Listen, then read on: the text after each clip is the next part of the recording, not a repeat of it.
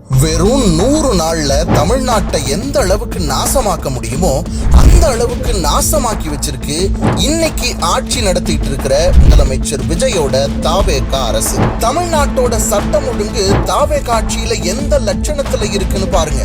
ஆட்டோல போய்கிட்டு இருந்த ஒரு பொண்ணை ஒரு மர்ம கும்பல் வெட்டி கொல்றாங்க. கல்லூரியில கஞ்சா விற்கிறதா புகார் கொடுத்த ஒரு மாணவனை 20 பேர் அடிச்சே கொல்றாங்க. விசாரணைன்ற பேர்ல 6 பேர் லாக்அப் டெத். இப்படி தினம் தினம் கொலை கொள்ளை பாலியல் வன்கொடுமைன்னு தமிழ்நாட்டோட சட்டம் ஒழுங்கு சந்தி சிரிக்குது.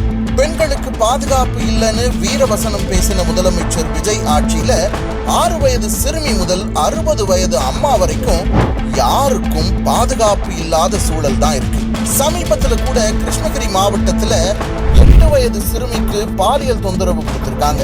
அது மட்டுமா, அவரோட கட்சியோட ராணிப்பேட்டை மாவட்ட செயலாளர் மேலையும் ஸ்ரீவைகுண்டம் தாவேகா சட்டமன்ற உறுப்பினர் மேலையும் பாலியல் புகார் இருந்தும் கைது பண்ணாம இருக்கிறத பத்தி முதலமைச்சர் விஜய் ஒரு வார்த்தை கூட பேசல.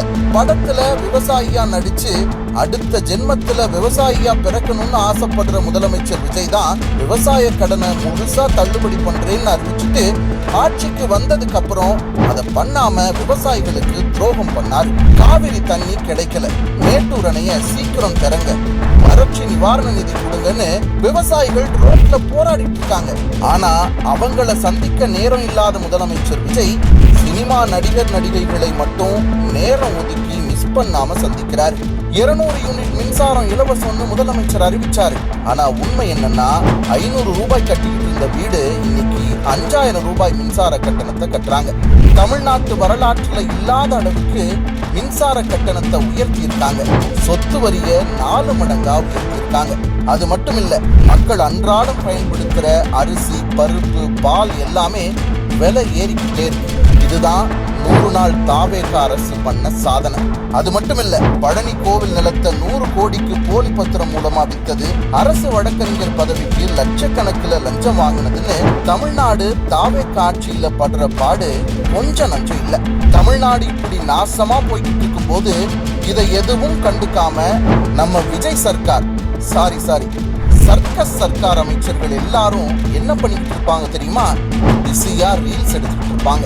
தப்பா தமிழ் பேசுறீங்க திருத்திக்கோங்கன்னு சொன்னா நான் ஏன் பண்ணணும்னு கேட்கிற உருட்டுக்கட்டை அமைச்சர், வாட்ஸ்அப் மெசேஜ் படிச்சுட்டு அதிமேதாவி மாதிரி பேசுற நிழல் முதலமைச்சர், ஆயிரக்கணக்கான மக்கள் இருக்க ஸ்டேடியம்ல ஏடிஎம் கார்டுல பவுடரை ஒதுக்குற கொக்கைன் அமைச்சர், டாக்டருக்கு படிக்காம எல்லாரும் பிளம்பர் கார்பெண்டர் ஆகணும்னு சொல்ற RSS அமைச்சர், ஸ்கூல் பசங்களுக்கு இங்கிலீஷ் தெரியாதுன்னு அவமானப்படுத்துற ரீல்ஸ் அமைச்சர். இவ்வளவு பிரச்சனை நடந்தாலும் எதுக்கும் வாய் திறக்காம இருக்கிற பொம்மை முதலமைச்சர்னு எல்லாரும் சேர்ந்து தமிழ்நாட்டை ஒரு சர்க்கஸ் கூடாரமா ஆக்கி வச்சிருக்காங்க.